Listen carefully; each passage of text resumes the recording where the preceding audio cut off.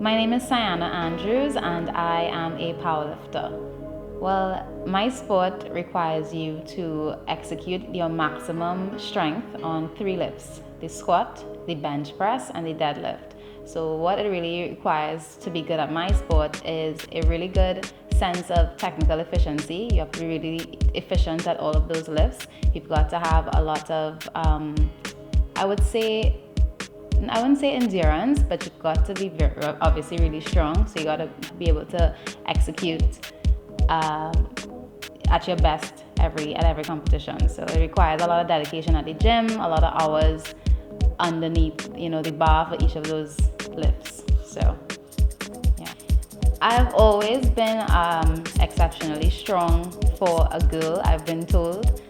So I got into the gym actually when I lived in Jamaica for a short time, and it was at the gym that a couple of guys who were into powerlifting recognized that I was a little strong, so they introduced me to this sport, and I instantly fell in love with it. It was an opportunity for me to test my strength, and I fell in love the day I started. So, have I ever been a victim of body shaming? Yes. I have been a victim of body shaming. Before I started powerlifting, I had a small stint with bodybuilding. So I was a little more focused on, sculpting my body to what I wanted it to be.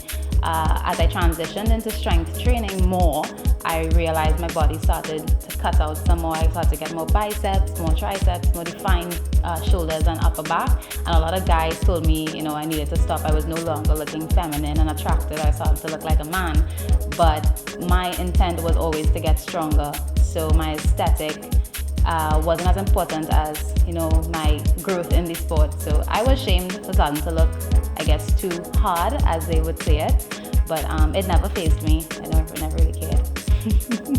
I chose to be a part of this project because I recognize that there's a lot of misconceptions surrounding my sport, and a lot of people mistake it for bodybuilding. They kind of lump it all together, and I really like the opportunity to spread more awareness of my sport through this project, especially to shed some light on specifically females in the strength training industry, just in general, because I want to dispel that myth that women and strength, don't go hand in hand, or women and strength being muscular and just strong, and just embracing that strength, not just emotional and mental, but definitely also physical. I love that this project allows me a platform to do so. So my advice to someone who has been a victim of body shaming or is a victim of body shaming is, why are you doing what it is that you're doing?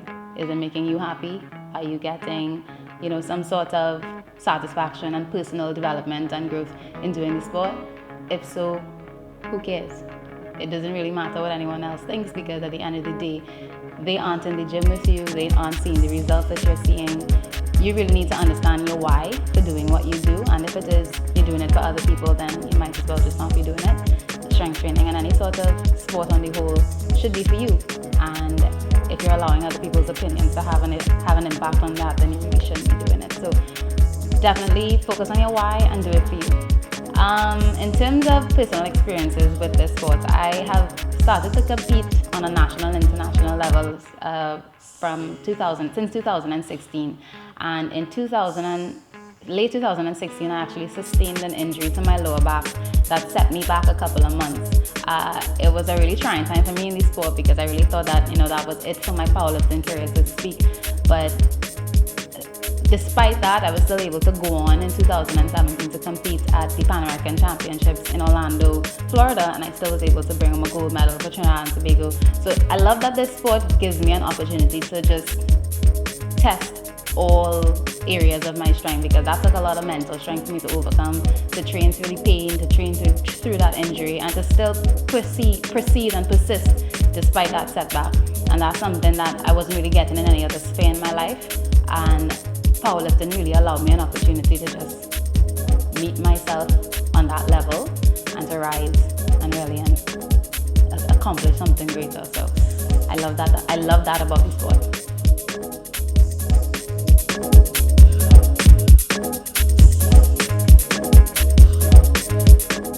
How I think about how powerful and strong women are portrayed in Hollywood, especially superhero movies.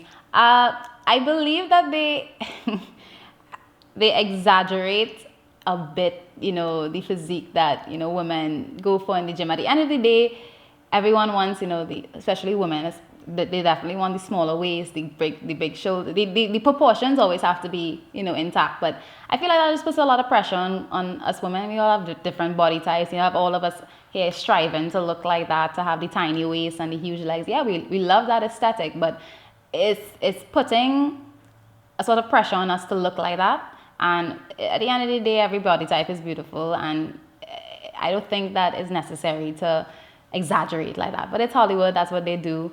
I think that when it comes to women and strength, they're still trying to keep us at a certain aesthetic, feminine, not too masculine, and it kind of makes us feel as though we really still have to conform to something, even though that's really not what going to the gym and strength training is about. It's just about the best version of yourself. So Hollywood continues to be an issue in that regard, but that shouldn't faze us regardless.